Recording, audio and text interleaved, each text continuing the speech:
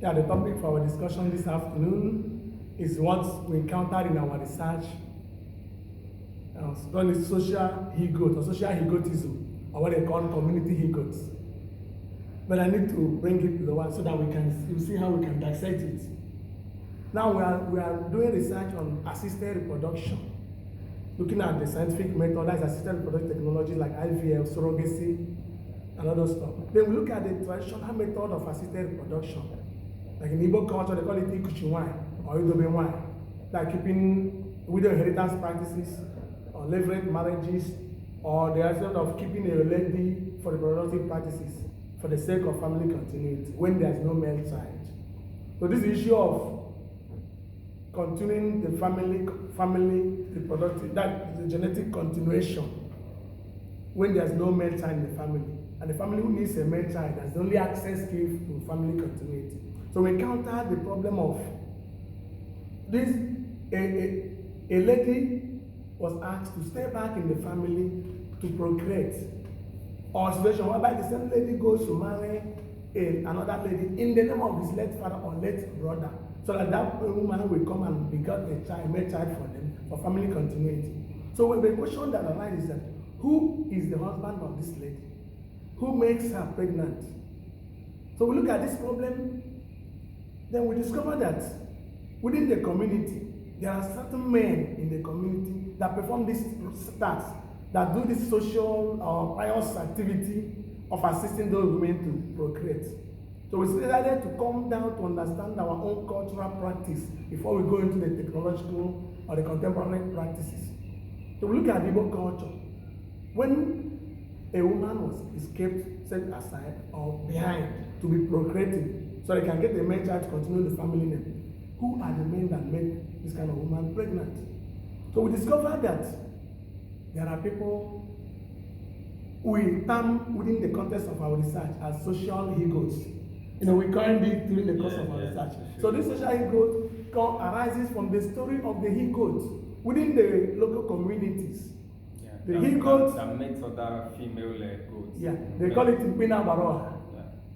Let's say I have a he-goat.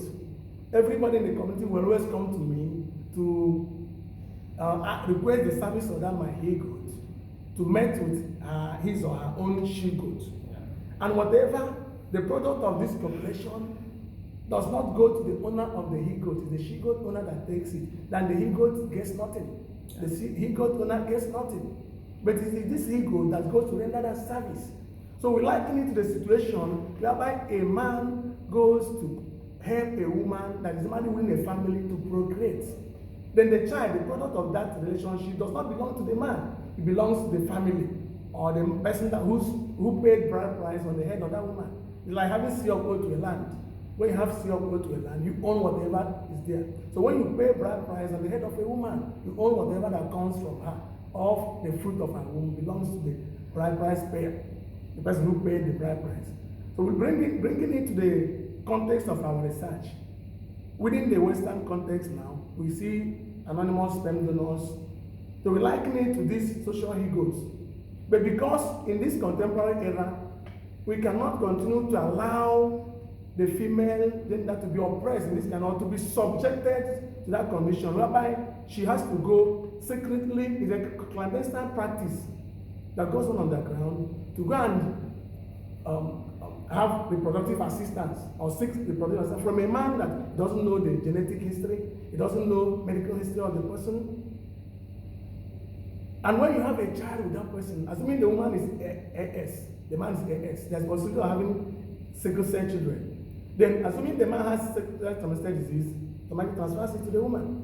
Then, because this practice is done in secrecy, the child that is born, Mr. A goes to help Mrs. B to procreate. The same Mr. A goes to help Mrs. C. Then, because it's done in secrecy, they will know there's no information about the origin of those children. And you see, tomorrow the children, they have siblings may marry without knowing that they are from the same source. So this kind of thing brings about sibling marriages or incestuous marriages.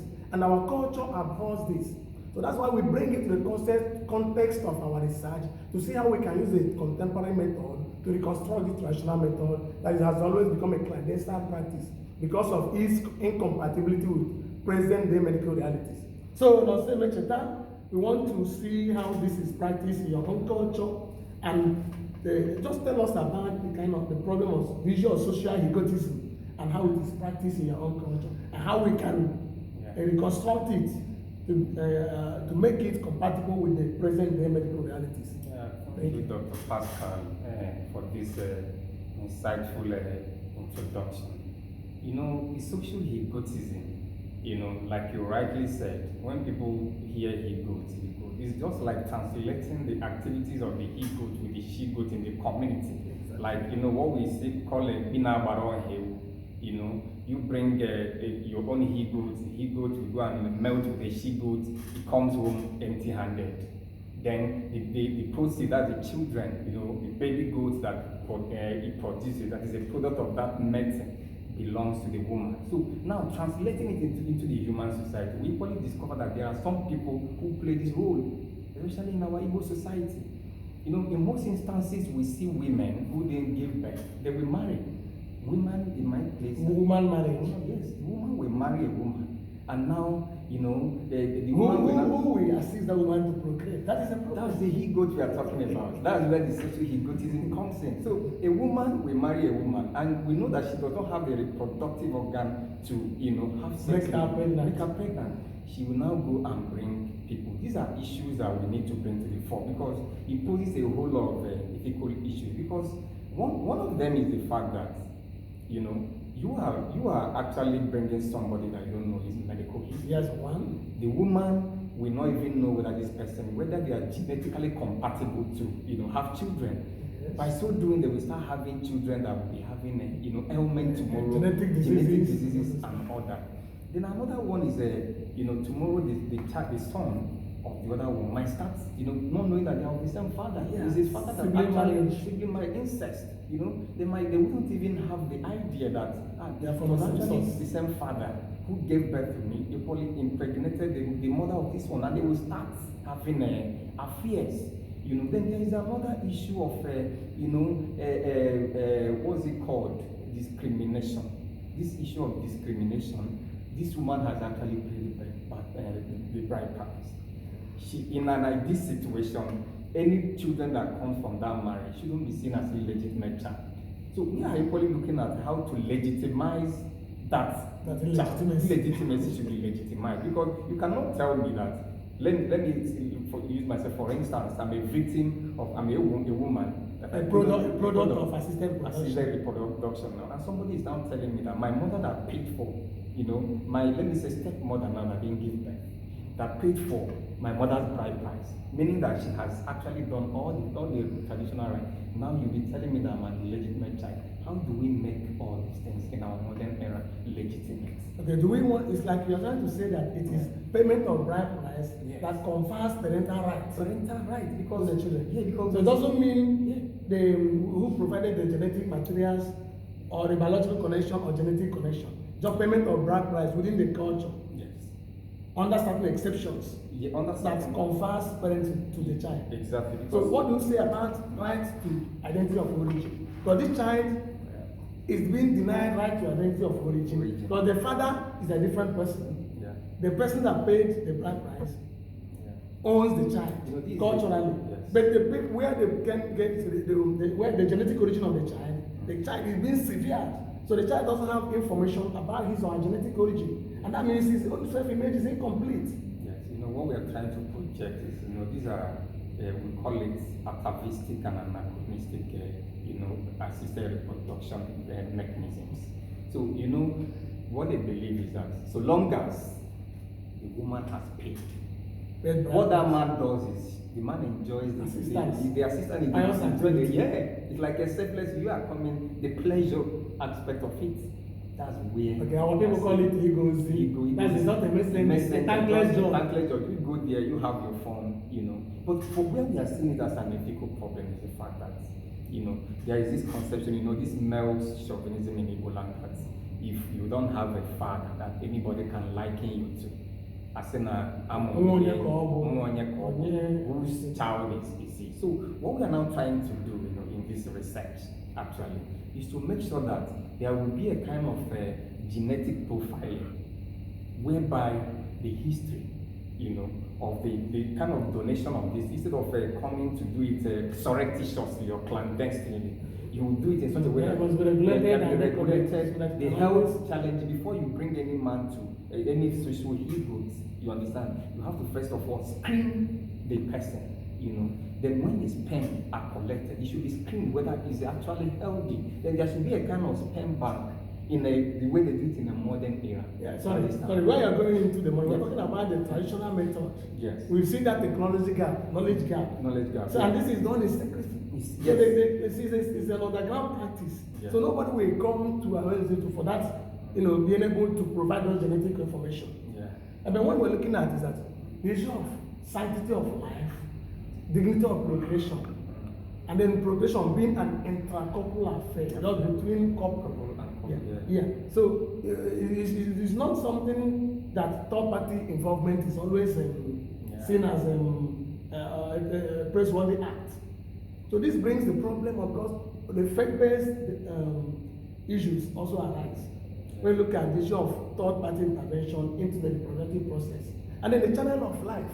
This kind of does it respect the channel of life, or we see children as I look at it from the utilitarian point of view? Somebody will just use them to fill in a gap. And the problem will still arise tomorrow when you begin to ask this child, who do you resemble? Where do you come from? And this child that begin to raise confusion, problem, conflict of understanding of his own identity. Someone can ask, who am I? Where do I come from? And that affects the person's self-image.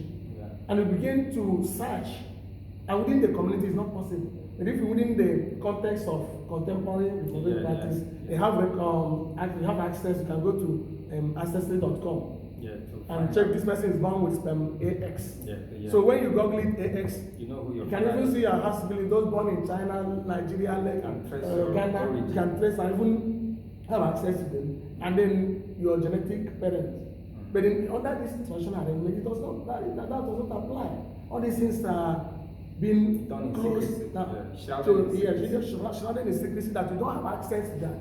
And how can a human being at this age be told that the person you call your father is not your father, the person you call your mother is not your mother?